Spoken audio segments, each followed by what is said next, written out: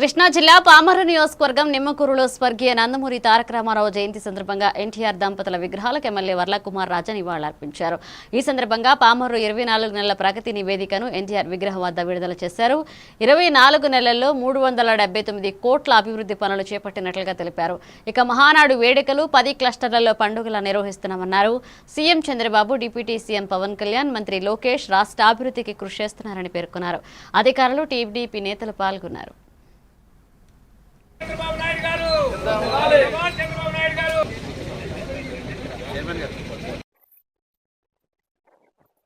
పట్టుకోండి. ఇది నాని చెట్లు పెట్టండి.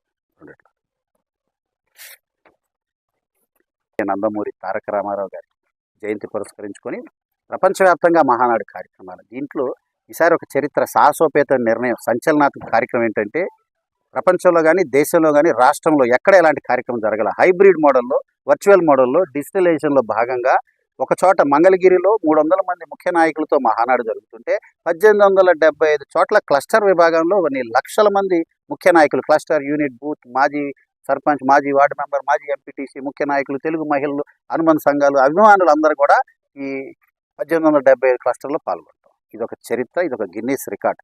మరి పామరు నియోజకవర్గంలో 10 చోట్ల జరుగుతుంది. మరి నిన్న జరిగింది. ఈరోజు మరి మహానాడు పురస్కరించుకొని వేడుకలు ఇంకా అంగరంగ వైభవంగా అంబరాన్ని అంటే విధంగా సంబరాలు జరుగుతున్న సందర్భంగా